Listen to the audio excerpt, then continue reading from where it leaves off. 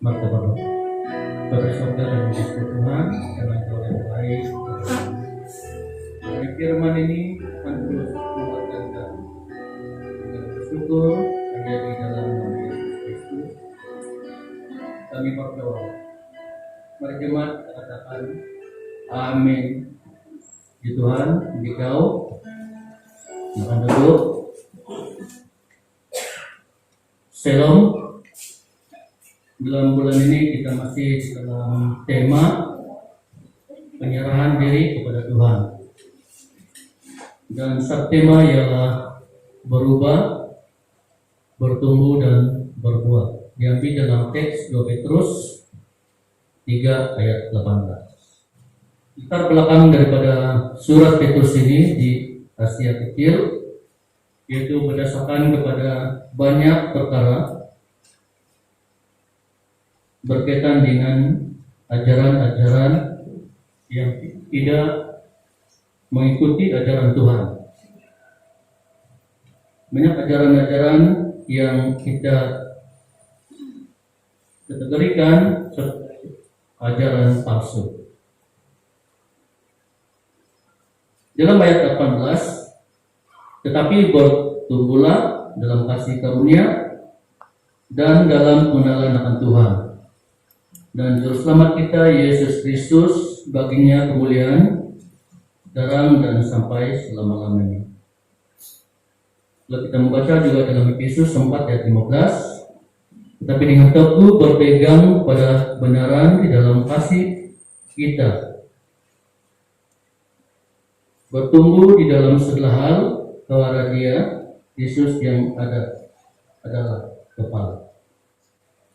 Kita membaca juga dalam Efesus 4 ayat 14, sehingga kita bukan lagi anak-anak yang diombang-ambingkan oleh rupa-rupa angin pengajaran, oleh permainan palsu manusia dalam kelicikan mereka yang menyesatkan. Saudara yang dikasihi Tuhan, tujuan daripada firman Tuhan itu ialah mau kita berubah dan mau kita bertumbuh, dan akhirnya ialah hasilnya atau buahnya kita sebut sebagai buah. Bagaimana kita mau bertumbuh? Bagaimana kita membesar atau bertumbuh, bertahan bertumbuh? Seperti apa keadaannya? Dengan siapa? Nah, kita jadikan model dia untuk bertumbuh.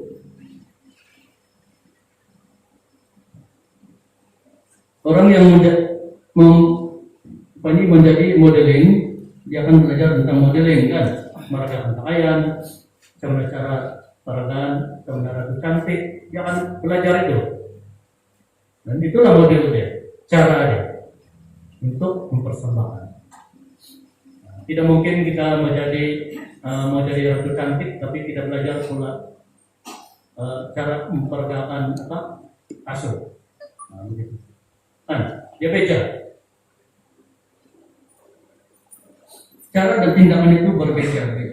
Dan dengan siapa kita jadikan model? Itulah pertumbuhan. Pertumbuhan itu adalah satu proses.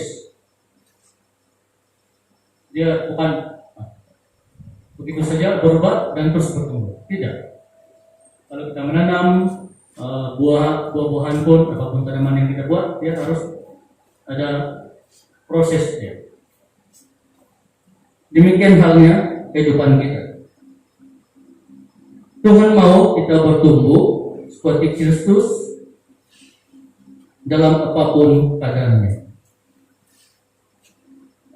Kalau kita membaca di dalam Efesus 4:14 tadi, kita bukan lagi seperti anak-anak.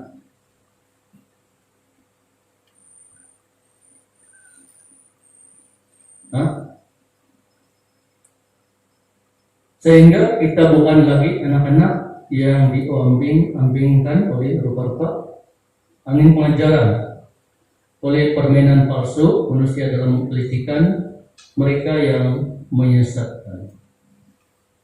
Kita pahamlah, anak-anak ini kan dia self-center, ataupun dia pikir tentang diri dia saja. Nah ini pikiran anak-anak kan. Saya mau bersikap, saya mau apa ini handphone. Nah, itulah ada pikiran. Kita pernah pikir pun saya akan tolong mama, saya tolong bapak. Tidak. Ini kanak-kanak. Dan itulah cara dia berpikir. Self-center, ataupun berpusatkan kepada diri sendiri dan kepunyaan. On-center, kepunyaan. Adakah itu cara kita bertumbuh di dalam kehidupan orang Kristen yang dikehendaki oleh Tuhan? Adakah itu? Ataupun memang itu yang sedang berlaku dalam kehidupan kita sebagai orang Kristen? Kita bertumbuh seperti kanak-kanak.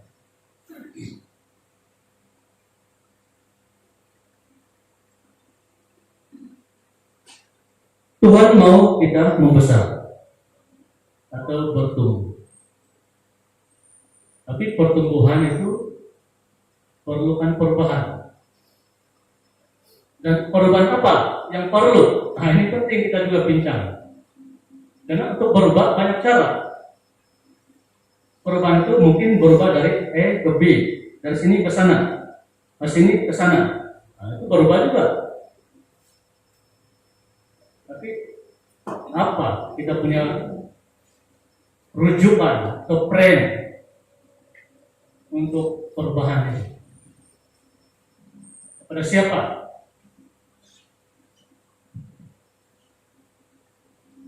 Kalau kita berubah dengan cara dunia, kata firman Tuhan, maka kita akan bertindak seperti di dunia.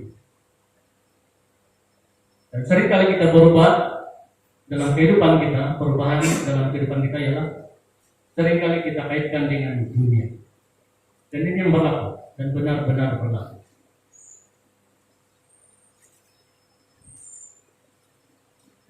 Dan itu bukan kehendak Tuhan.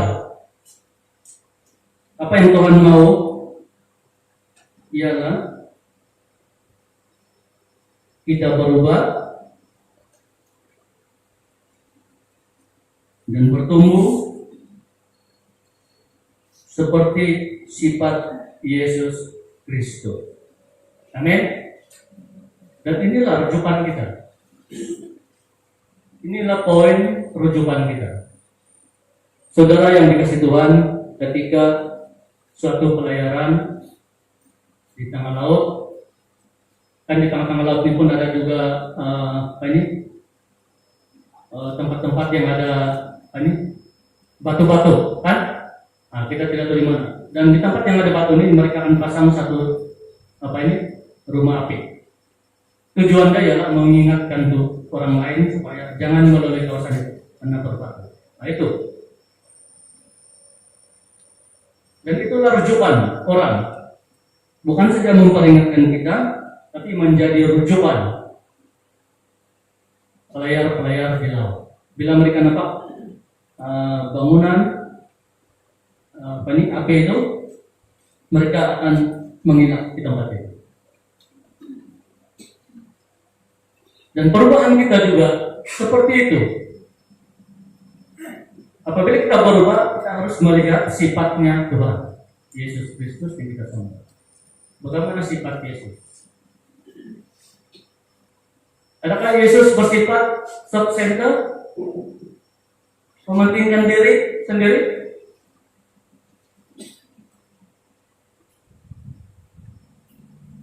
Kalau kita membaca Alkitab ini, Yesus tidak ada sifat seperti itu. Karena itu adalah bertentangan dengan Dia. Apa yang Yesus beritahu? Kasihilah sesamamu manusia. Nah, sebentar nanti kita akan sebut ini ujung dia. Mengasihi Allah, mengasihi sesama. Inilah panduan kita yang paling tepat. Dan inilah model yang kita mau pelajari di dalam kehidupan Tuhan. kita bertumbuh berdasarkan itu. Based on itu. Kita bertumbuh berdasarkan sifat Tuhan Yesus Kristus. Dan pertumbuhan yang bagaimana? Adakah disebut pertumbuhan fisikal yang Tuhan mau? Nah, mungkin kita berpikir bertumbuh itu berubah dari segi fisikal. Saudara yang dikasihi Tuhan,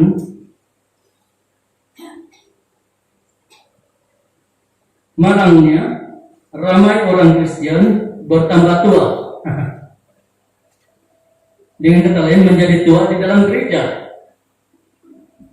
Ya, berapa tahun sudah? 20 tahun, 30 tahun dalam gereja. Siapa paling tua di sini? Saya lah paling tua. Nah, ini kadang-kadang orang berpikir yang ini. Perubahan bertumbuh itu ya semakin lama di gereja. Kalau boleh sampai tua di gereja. Nah, melahirkan komunitas gereja. Itu kalau pertumbuhan, perubahan yang Tuhan mau secara fisikal. Kan, kalau ikut saya ini sudah mau kurang 40 tahun lah di dalam gereja. Tua sudah. Tapi adakah pertumbuhan itu yang dikehendaki oleh Tuhan? Fisikal gitu.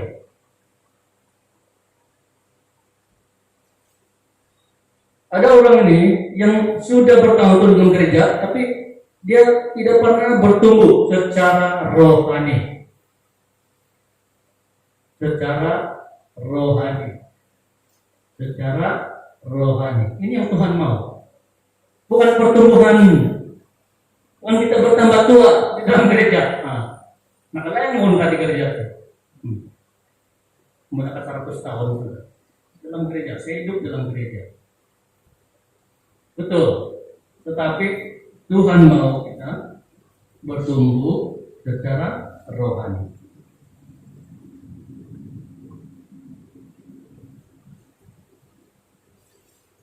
Dan pertumbuhan rohani itu ialah kita merujuk bersifat-sifat Tuhan. Kita akan melihat nanti buah-buah roh. Kita tahu buah-buah roh itu apa. Nah itulah hasilnya nanti. Kita akan dapat melihat adakah kita bertumbuh secara fisikal atau bertumbuh secara rohani.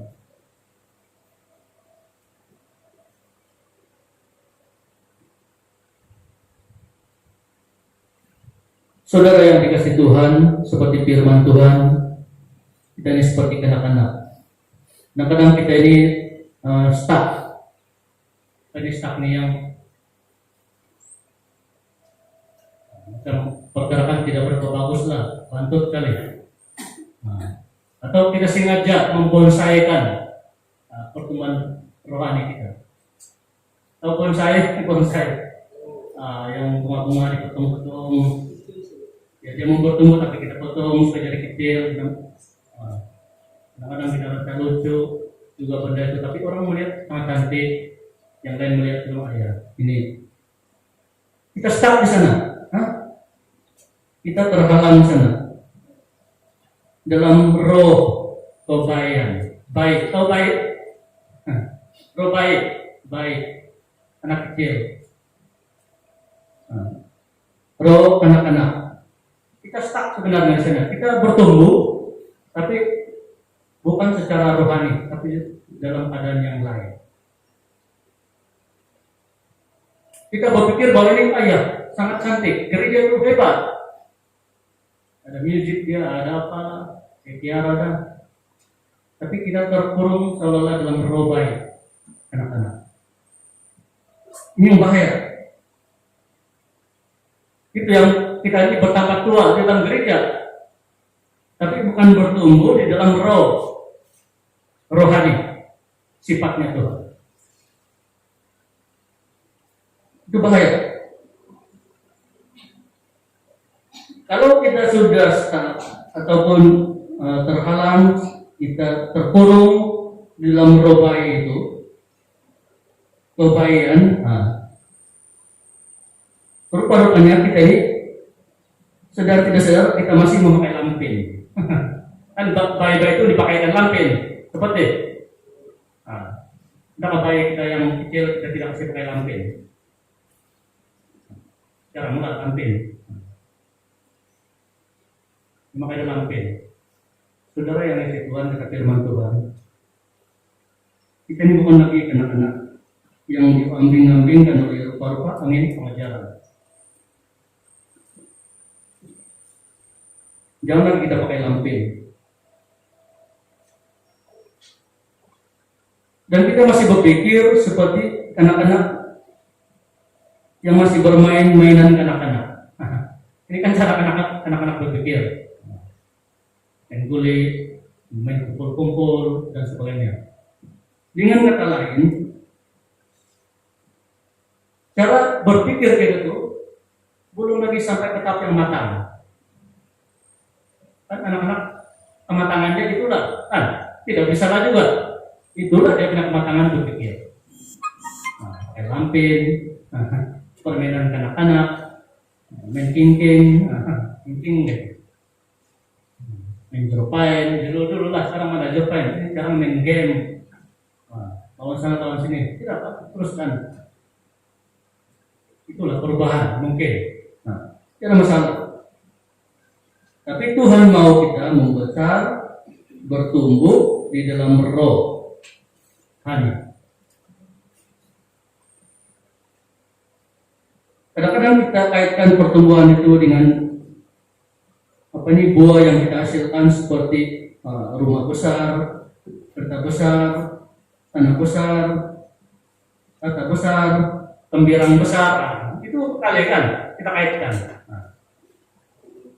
Semua besar-besar. Itulah buah dari anak hasil perubahan dan pertumbuhan. Itu yang saya katakan tadi bahwa kita masih dalam terkurung dalam roh anak-anak. Baik. So, tujuan firman Tuhan itu bukan itu. Kita harus bertumbuh dalam rohani, kehidupan rohani. Kehidupannya Yesus. Yang Yesus itu tidak bersikap self-centered ataupun berpusat kepada diri sendiri. Anak-anak kan itu, kalau dia minta ini, saya mau ini. Dia tidak perlu mengatakan, saya bagi ini pertama. Dan ini bertentangan dengan ajaran Tuhan Yesus Kristus sendiri tentang kasih, mengasihi sesama manusia. Dan kalau kita pun mengasihi sesama manusia, berpikir matang, kadang-kadang kasih kita itu bertempat. Ada eksklusifnya, ada spesialnya. Orang Kristen saya dikasih. Orang yang bukan Kristen tidak boleh. Ini yang spesial nih, eksklusif nih. Sedangkan Yesus sendiri mengatakan sama orang dia kasih. Dia turun ke bumi, dia mati di kayu salib karena itu untuk semua orang. Dan kita harus mengenalkan Tuhan kepada semua orang. Sadar atau tidak sadar, kita membesar, bertumbuh di dalam gereja ini seolah depan pertemuan rohani. Kita terkurung dalam roh baik-baik ini, roh kebudak-budakan. Dan ini perlu kita berubah. Dan setiap pribadi kita harusnya berubah sedemikian. Rohani, sifatnya Tuhan. Kalau semua kita berbuat begitu, gereja akan kelihatan seperti Yesus. Karena kan lagu itu, aku mau jadi seperti Yesus. Mana mungkin kita menjadi seperti Yesus, sifat Yesus, tindakan Yesus, kelakuan Yesus, karena cara kita berpikir itu masih yang kekanak-kanakan. Kita berpikir bahwa dunia ini adalah buah-buah hasil yang sangat baik. Tidak. Maknanya kita tidak pernah mau atau bertujuan untuk berkembang, membesar, bertumbuh secara rohani. Itu tadi. Roh anak-anak itu. Dan pertumbuhan rohani bukan berlaku secara otomatis. Sudah dibaptis, terima Tuhan Yesus Kristus, otomatis sudah ada perubahan rohani. Tidak. Perubahan rohani itu harus dikerjakan.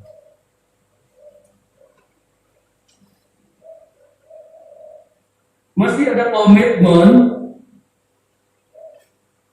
yang diperlukan di dalam pertumbuhan. Jika sudah berubah dan bertumbuh, itu mesti ada komitmen yang perlu. Dia bukan otomatis, bilang otomatis. Bilang otomatis itu. Tidak. Komitmen diperlukan. Tindakan kita perlu. Kita akan bergerak secara ekonomi. Mobility perlu. Itulah disebut mobility, pergerakan. Pergerakan yang ke arah positif, yang pergerakan. Dari A ke B. Ataupun tidak semestinya ke arah sini, ke arah sana. Mana-mana. 3D, OG. Sekarang kita panggil gelombang 4G. Itu maksudnya ke arah sana ke sini itu, arah dia. Bentukan, tidak ke arah yang linear ataupun lurus, garis lurus. Tidak. Dia akan menyeluruh. Perlukan komitmen. Pertumbuhan memerlukan kita ada komitmen. Komitmen ini ialah sengaja kita gerakkan. Ini perkara sengaja. Kita harus bergerak. Kalau saya sini saya harus bergerak. Ini adalah perubahan. Kalau di sini saya ada perubahan enggak? Berubah gitu. Tapi saya bergerak sedikit, ada pergerakan lah. Tapi berubah, membesar dan bergerak. Kita harus ada tindakan bergerak. Ini penting dan perlu di dalam kehidupan kita sebagai orang Kristen. Komitmen. Satu, komitmen bukan otomatis dia bergerak. Saudara, kita mesti mau bertumbuh, mau. Ini adalah satu mobility, mau. Ada saya pikiran kita mau bertindak berubah, itu mau. Saya mau. Belum lagi. Kalau kita mau berubah, bertumbuh, membesar, kita harus memilih. Ini perkataan memilih. Kita mau dan kita pilih pertumbuhan yang bagaimana. Dan bila kita memilih, kita akan berusaha. Bila berusaha, jangan stop di sana usaha itu, biar berterusan sampai kita jumpa di surga. Itulah. Bukan sampai kita dapat ke barang, stop. Sampai dapat sudah, apa lagi? Tidak. Kalau sudah kita menjadi orang Kristen, sudahlah, stoplah. Tidak. Dia akan berterusan dan berterusan. Ini ialah pertumbuhan. Saudara yang dikasih Tuhan, kalau kita menanam pokok buah-buahan, maka buah-buahan itu sudah berbuah, dia stoplah. Tidak kan? Dia akan sentiasa berterusan berbuah, dia akan sentiasa berubah, bertumbuh dan berbuah. Itu dia ulang-ulang sehingga dia mati. Dan ini kan kehidupan kita sebagai orang Kristen. Kita mesti mau, ada kehendak. Pikiran kita akan ubah. Kita mau berubah. Jadi ini penting, tuan-tuan, jemaat sekalian, pertumbuhan rohani bukan berlaku secara otomatis. Sekarang ini banyak berita biar dia otomatis. Pasang otomatis saja, otomatis itu berkat. Jangan ya. Ada lagi istilah autopilot. Ini kapal terbang, kapal laut. Dia pasang autopilot, itu pilotnya tidur. Penumpangnya tidak tahu, dia autopilot. Dia sendiri terbang. Pertumbuhan rohani bukan seperti itu. Kan kita sip pergi autopilot, tidak. Itulah tadi, kita mau memilih, berusaha dan berterusan. Dia sentiasa, tiada non-stop, tiada dia henti-henti. Dia hanya berhenti bila kita sampai di surga, karena di sana cara yang lain.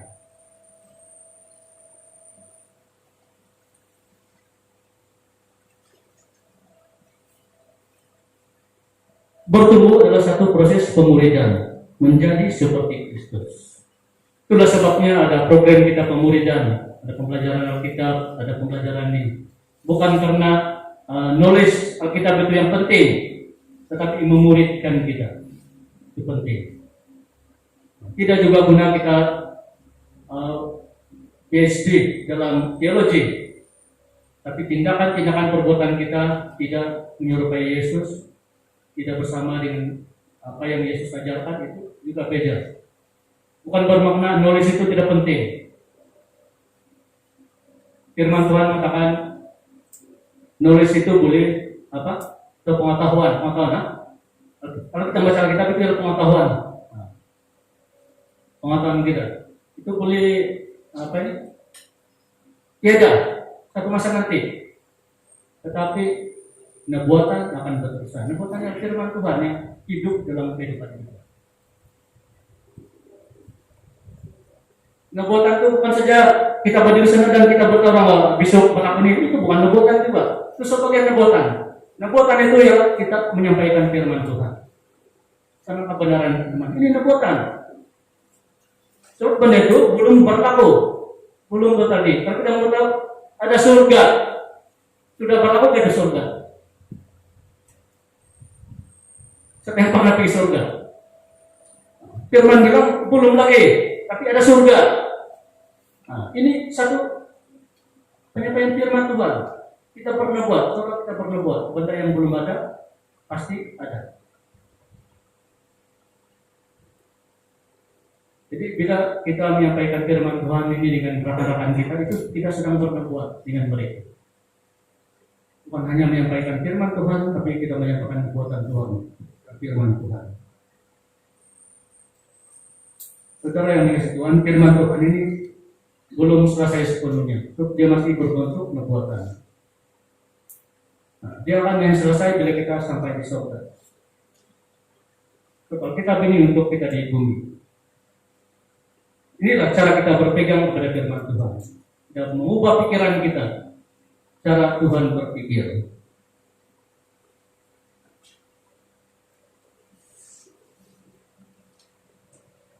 Saudara yang dikasihi Tuhan, di dalam kita berubah, kita berpikir begini. Ada dua cara. Yang cara pertama ialah cara Tuhan. Cara kedua ialah cara kita. Ini perubahan.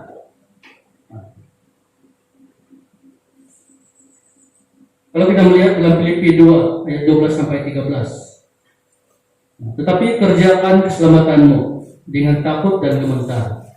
Ini Tuhan ayat 13. Karena Allah lah yang mengerjakan di dalam kamu, baik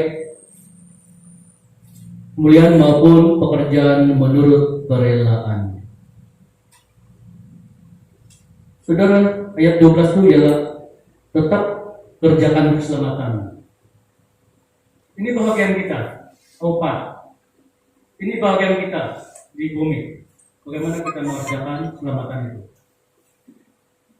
Bukan maksud dia kita menciptakan keselamatan. Tidak, sebab itu sudah ada. Tuhan Yesus sudah sediakan keselamatan bagi kita. Dia mati di kayu salib. Tidak mungkin kita akan disalibkan. Karena Yesus satu-satunya disalibkan. Dia sudah salib. Mati ke salib, bangkit, dan balik ke surga. Dia akan turun kembali. Kata pembacaan kita tadi. Untuk menghakimi orang yang berdosa, yang percaya. Ini bahagian Tuhan, dia sudah sediakan bagi kita. Bagian kita yang mengerjakan keselamatan itu. Maksudnya kita berubah, bertumbuh, dan berbuah. Ini bagian kita. Tangan ini pun kita bagi Tuhan. Tuhan, tolong. Kalau di sekolah itu kan, ada relief kelas, ada guru yang pergi sopan ke sebenarnya, pergi sopan. Ada guru yang relief, tapi nggak di tempat dia. Bukan konsep itu kita pakai. Tuhan, hari ini saya malas di sampai yang dikerja, boleh ganti gak Tuhan? Relief itu, bolehkah? Tuhan sudah bagi bagian dia. Sekarang bagian kita kerjakan, kita pilih.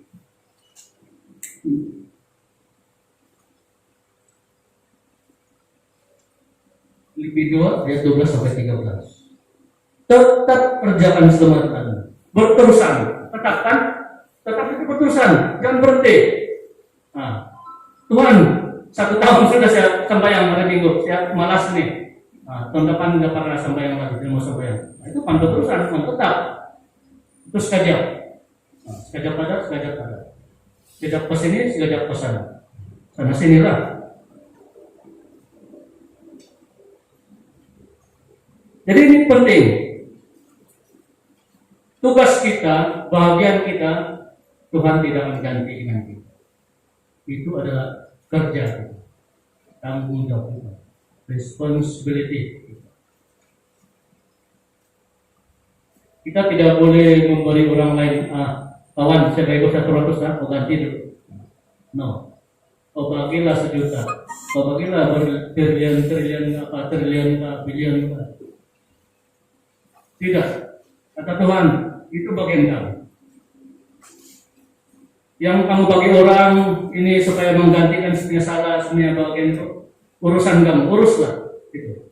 Urusan saya dengan kita. You punya bagian, you lakukan. You punya fungsi mengerjakan keselamatan itu, melakukan, berbuat untuk keselamatan, tindakan. Saudara yang dikasih Tuhan,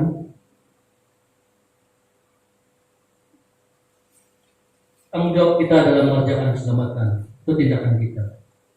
Ayat 13 tadi ialah tindakan Tuhan. Kita tidak mempersoal ini.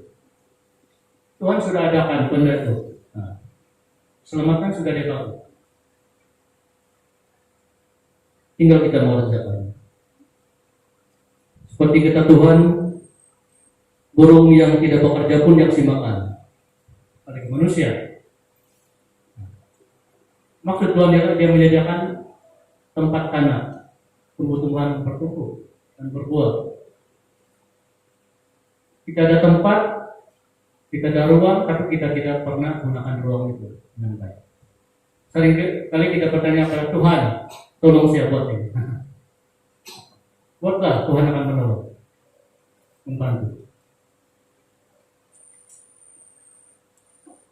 Pertumbuhan rohani adalah usaha kolaborasi di antara kita dan Roh Kudus.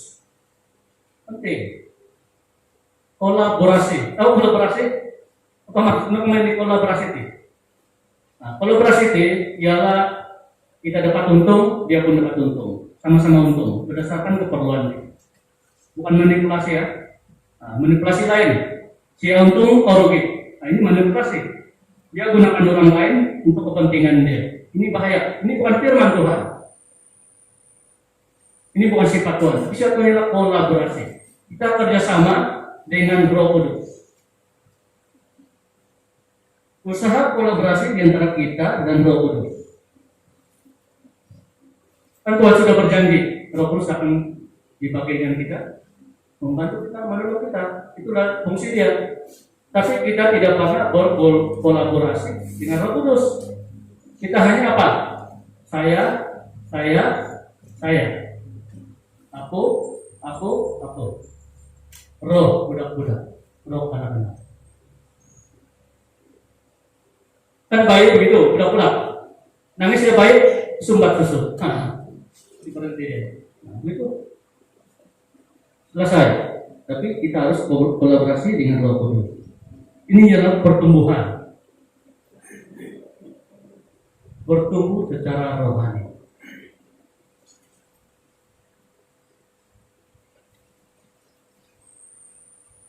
Roh Kudus bekerja dengan kita, bukan hanya di dalam kita. Nah, ini kenapa terjadi? Ini firman Tuhan. Tuhan sudah berkata gitu. Saya akan hantar penolong yang menolong kamu. Memang dia penolong, yang menolong kita. Dia bekerja dengan kita. Bukan simpan di dalam kita. ada Roh Kudus. Nanti kurang lain bilang tunjukkan Roh Kudus. Tunjukkan, buktikan.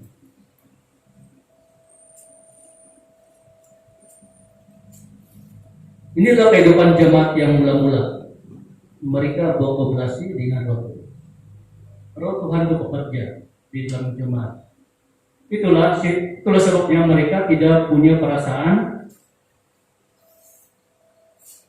Nah, istilah tidak punya, maksudnya perasaan yang sendiri-sendiri itu, self-centered itu, tidak dapat menguasai mereka. Memang pernah ada perasaan begitu, itu sifat manusia.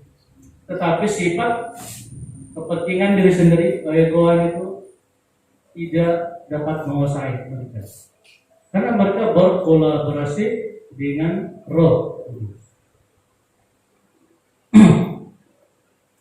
Kalau kita kolaborasi dengan Rogon, nah habislah. Ya kan?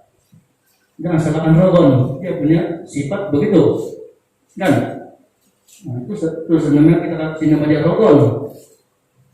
Rogon dia bilang, bukan dia.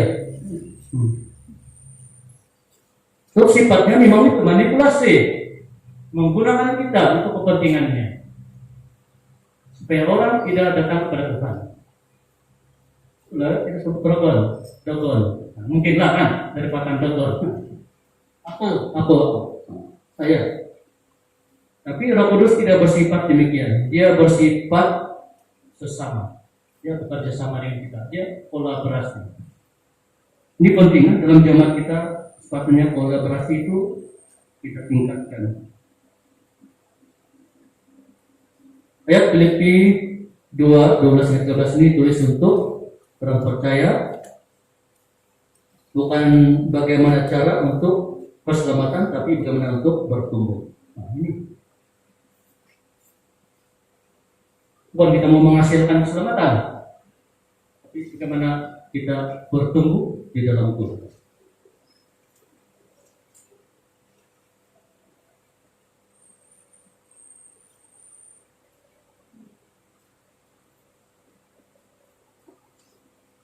Saudara yang dikasih Tuhan, Tuhan bekerja dengan caranya. This is my way. God tell us. Ini cara saya dalam Tuhan. Bukan cara kamu.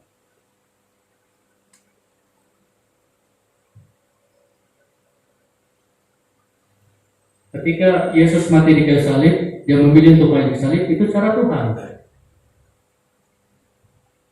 Kalau cara manusia, cara saya, buat aku mati di kayu salib, cakap saja, saya ampuni kamu semua, habis cerita.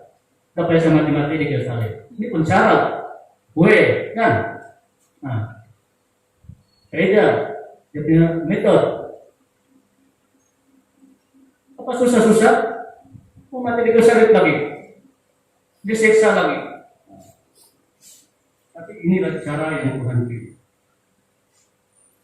Satu-satunya cara yang orang lain tidak boleh melaksanakan. Siapa sini sanggup mati untuk semua orang? Saya mau angkat tangan. Ketika kuat sini. Nah, mana boleh saya mati untuk semua orang? Nah, inilah. Tapi Tuhan angkat tangan. Saya mau. Yesus angkat tangan.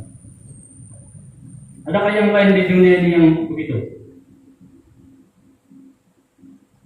Tidak ada. Kalau ada pun yang meniru-niru, yang sudah ada. Mana boleh tiru? Itu berak-berak bilang. Nah, obat yang baru ini saya coba akan membuat lagi yang ini. Nah, itu meniru. Nah, kata cara lain. Tuhan punya cara. Dengan caranya.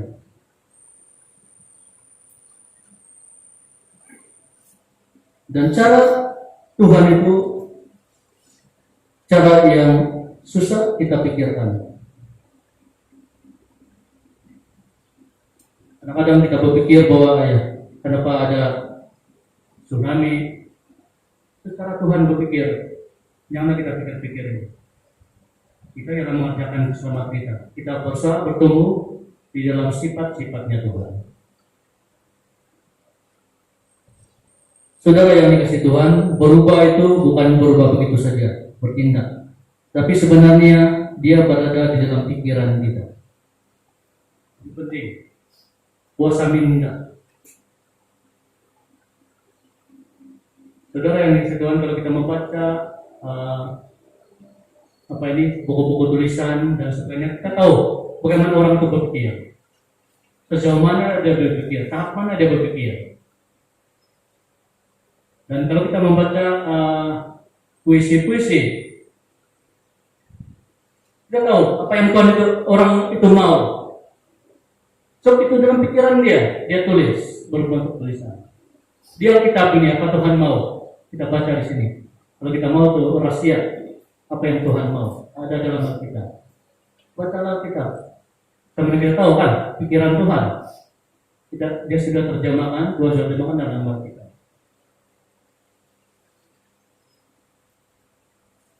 Itulah cara kita mengetahui kehendak Tuhan.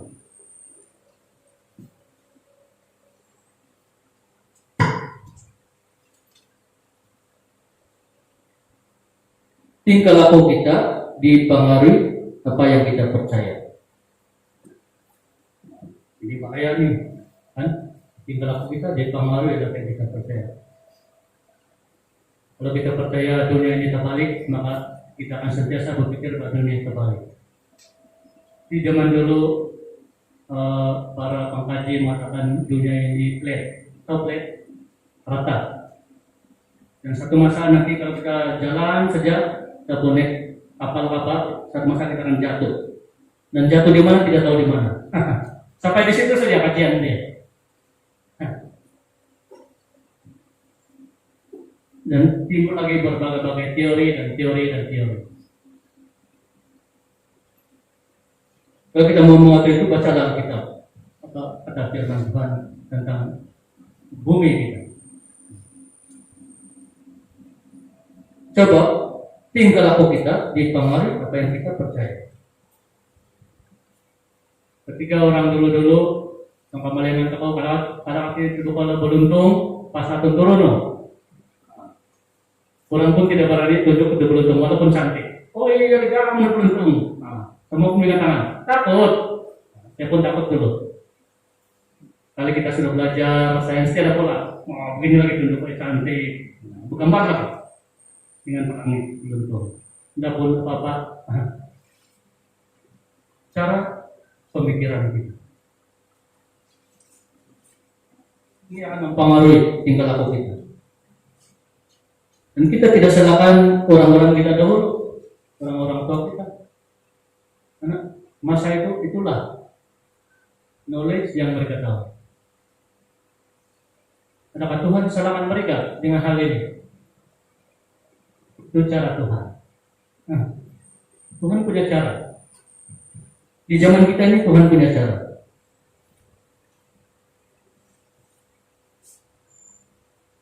Apa-apa tindakan kita adalah didorong oleh sikap kita.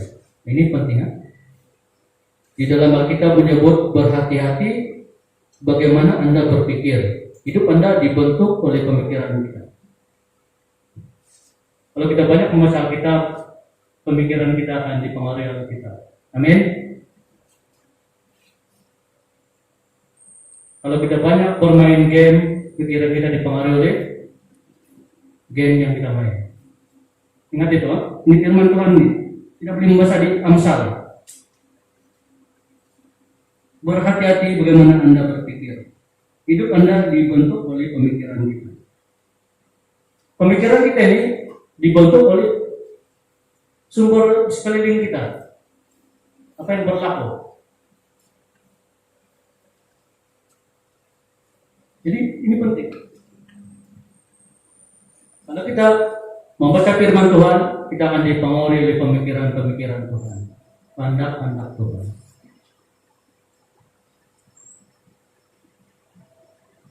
Untuk berubah kita boleh berdasarkan ada orang ini berubah dia berdasarkan kepada kemahuan, willpower. Kemahuan. Nah, saya mau berubah. Saya mau ubah ini, ubah itu. Nah, ini dia mau berubah. Saya akan memaksa diri saya untuk berubah. Nah, memaksa lah.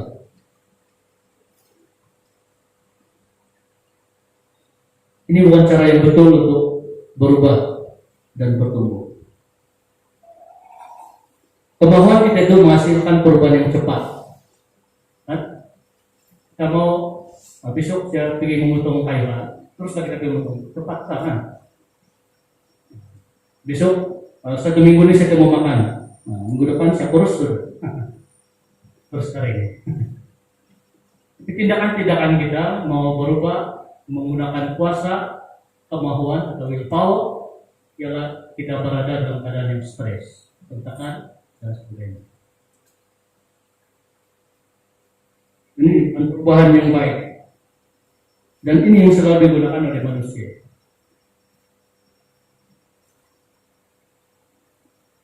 Bagaimana berubah?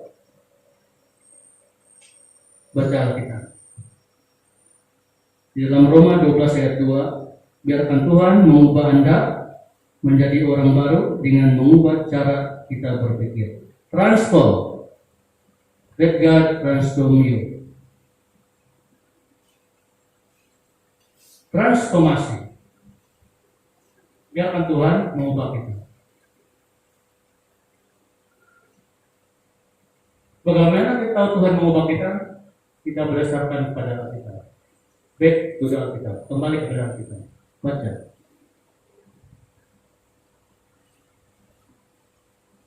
Inilah kuasa pemikiran kita. Kalau hari ini kita berpikir bahwa hari ini saya mau sembahyang, pastinya kita akan bertindak pergi ke gereja dan bersekutu. Tapi hari ini kita berpikir, saya malas hari ini, saya sakit badan lah, walaupun tidak sakit badan, cari alasan untuk sakit-sakit badan. Betul pun sakit. Dalam pikiran kita sudah setting untuk sakit, dia akan menjadi sakit.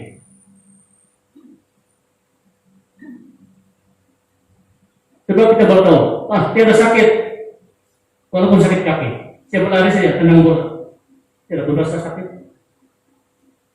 Ini bukan ajaran dunia, ini Alkitab ya. Tuhan mengubah Anda menjadi orang baru dengan mengubah cara kita berpikir.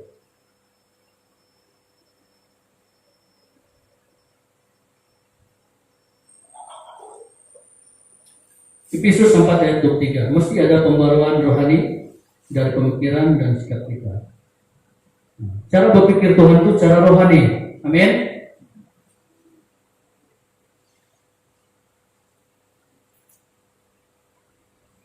Ini penting untuk menjadi seperti Yesus. Kita mesti membentuk, mengembangkan pikiran kita seperti pikiran Yesus. Mau seperti Yesus.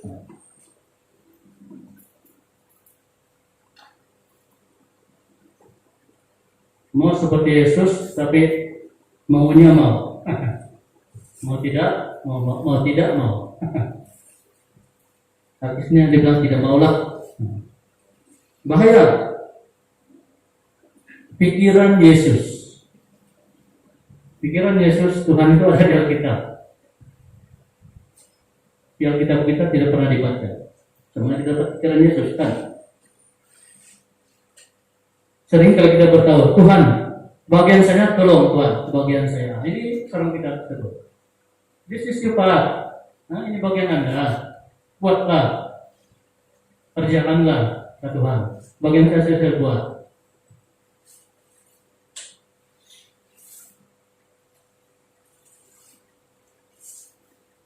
Dan pikiran-pikiran seperti Yesus ini pastinya kita akan menghasilkan buah. Amin. Buahnya seperti apa?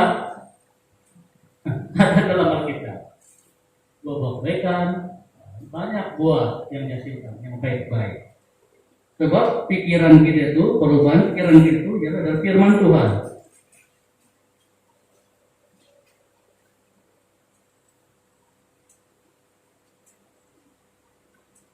1 Korintus 14 ayat 20. Langkah pertama ialah berhenti berpikir yang tidak matang, yang selalu berdasarkan tentang diri sendiri dan keperluan sendiri. Jadi 1 Korintus 14 ayat 20. Kan firman Tuhan selalu sebut dengan kita. Kalau ujung-ujung itu, kasihlah Tuhan Allahmu dengan seluruh kekuatan dan sebagainya dan sebagainya. Dan yang kedua ialah kasihlah sesama manusia. Adakah disebut apakah maksud kasihlah sesama manusia seperti diri sendiri? Ini menunjukkan tidak ada berkisar tentang diri sendiri yang mementingkan diri, keperluan sendiri, tetapi mementingkan orang lain juga. Inilah cara yang kita mau ubah, berpikir. Kita hidup bermasyarakat. Kita hidup dengan saudara yang lain. Dan Tuhan mengajar kita tentang mengasihi sesama manusia. Berhentilah berpikir seperti kanak-kanak. Nah, pasti yang salah kanak-kanak, memang itulah dia punya pemikiran tahap dia masa itu. Kita berikan tahu nih, kalau kita menjadi guru kita akan belajar nih teori-teori ini. Umur ini, ini yang dibuat, umur ini yang buat, umur ini. Kalau umur ketika sedang kita paksa sipir 20 dalam 20, rusak pikiran dia. Kan, boleh kita ajar ketika sipir 5, sipir 6. Kan ketika itu bermain. Dia main barang penakut, buang situ barang. Susun lah. Dengan cara dia. Jangan pising. Ini disebut, jangan pising. Ini malah pemuda pising lah. Itu cara dia. Anak-anak kan berpikir. Dan kalau dalam kehidupan kita orang Kristen masih begitu lagi pikiran, tabur saja, bising lah, mati lah kita. Kan kita harus matang, berpikir matang, kematangan. Jangan sampai 20 tahun kita hanya tua di gereja saja. Nanti tahun depan hadiah paling tua di gereja diterima oleh umur dia 700 tahun. Zaman-zaman dulu kan ada begitu umur. Umur dia 90 tahun. Pemenang yang paling tua di gereja. Ini bukan Tuhan mau yang itu. Kita bertumbuh di dalam rohani.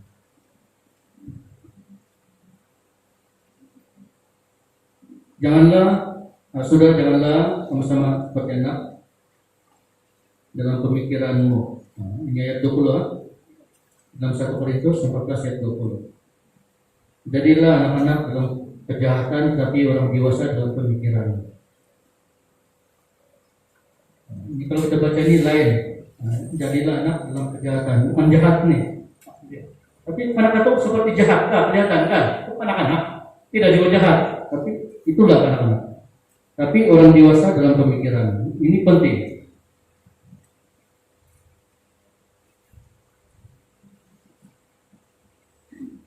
Anak-anak tidak berupaya memberi, yang dia mau menerima. Itulah kan? Bagi saya itu ada yang mau, terus diambil. Ini sifat anak-anak.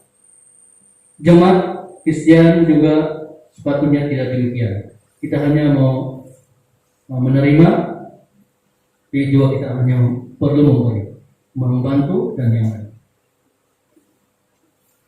Kalau begitu itu dikatakan pemikiran yang tidak matang. Tapi inilah kehidupan kita yang sebenar. Kita tidak pernah pun melebihi pemikiran anak-anak ini.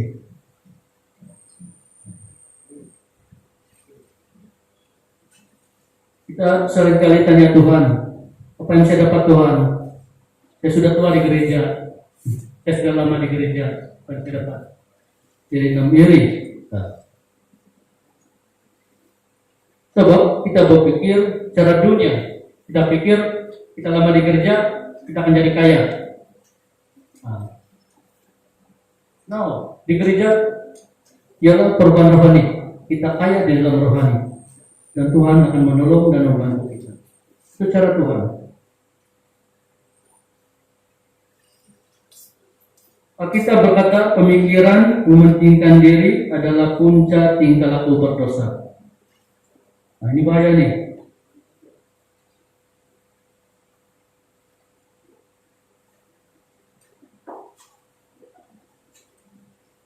Roma 8 ayat 5 hingga 6. Sebab mereka yang hidup menurut daging memikirkan hal-hal yang dari daging. Mereka yang hidup menurut roh memikirkan hal-hal yang dari roh. Jadi ini tingkah laku kita. Cara daging kita berpikir, maka kita bertindak seperti dunia. Hal-hal seperti dunia. Karena keinginan daging adalah maut. Ya nama Roma 8 5 ayat 6. Tapi keinginan roh adalah hidup dan damai sejahtera. Ini penting.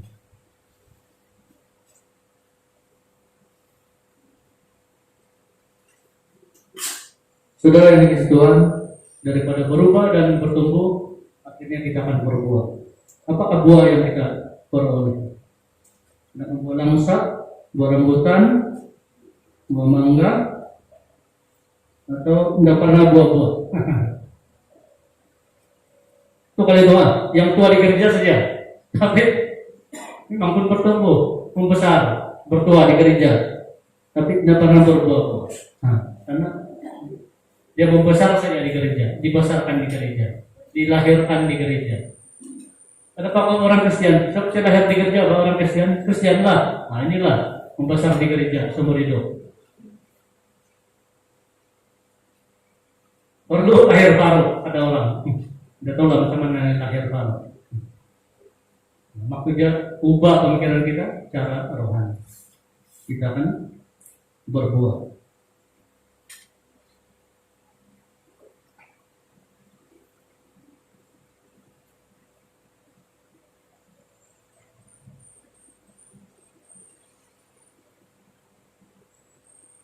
Pemikiran orang lain adalah inti dari kekristenan dan bukti terbaik bagi pertumbuhan rohani. Inilah buah.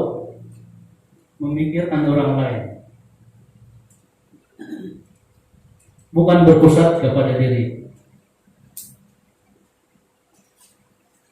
Kalau kita lihat dalam Roma 15, 2 hingga 3, setiap orang di antara kita harus mencari kesenangan sesama kita. Nah, kesenangan sesama kita demi kebaikannya, untuk membangunnya. Ayat 3, karena Kristus juga tidak mencari kesenangannya sendiri. Nah, karena Kristus juga tidak mencari kesenangannya sendiri, tetapi seperti ada tertulis, kata-kata cercaan mereka yang mereka mencerca engkau telah mengenai aku. Nah, buat itu ialah memikirkan orang lain, membantu orang lain. Seperti Yesus katakan, orang yang membantu, orang yang dirumpak itulah yang mengasihi. Kata-kata cercaan mereka yang mencerca engkau telah mengenai aku. Ini kata Tuhan. Kan?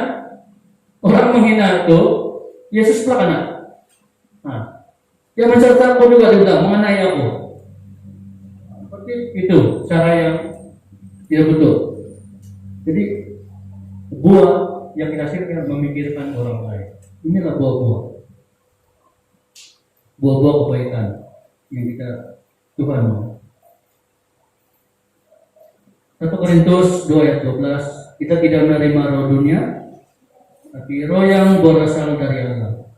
Supaya kita tahu berpikirkan apa yang dikaruniai Allah pada kita. Kita menerima roh dari Allah, cara berpikir kita itu dari Tuhan juga. Amin. Demikian firman Tuhan yang kita belajar pagi ini, berubah, bertumbuh, dan berbuah. Cara kita berubah, bertumbuh, berbuah adalah dengan cara rohani dari pikiran Tuhan. Amin. Kita berdiri semua.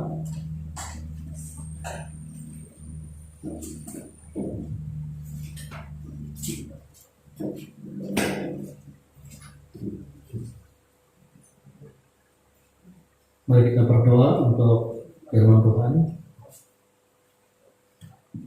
dan kita terus berdoa untuk doa syafaat. Bapa di surga, kami bersyukur Tuhan karena firman yang mengubah, membentuk kami, supaya kami bertumbuh dan berbuah di dalam kasih Tuhan. Tuhan mengubah pemikiran kami, cara kami berpikir melalui firman Tuhan. Bapa di surga, kami berdoa untuk segala sesuatu yang kami hadapi, program-program gereja yang sedang dan akan dilaksanakan, diserahkan dalam tangan Tuhan, supaya apapun tindakan proses kami adalah karena kemuliaan Tuhan. Kami juga berdoa khusus untuk pemilihan Esko di PCS yang tidak lama lagi. Kami serahkan Tuhan, supaya Tuhan beri kekuatan bagi kami untuk memilih pemimpin yang membawa kebenaran firman Tuhan, yang memimpin, menguasai jemaat gereja seluruhnya untuk kemuliaan nama Tuhan. Juga berdoa setiap jemaat di tempat ini, memberi kekuatan bagi kami Tuhan, khususnya kami menghadapi pandemik COVID-19. Beri kami kekuatan untuk terus menghadapi ini. Kami percaya Tuhan punya cara, Tuhan punya tindakan untuk memberi kekuatan kita. Dan kami percaya Tuhan hal yang baik, hal yang berkuasa. Kami berdoa untuk semua situasi politik di negara Malaysia.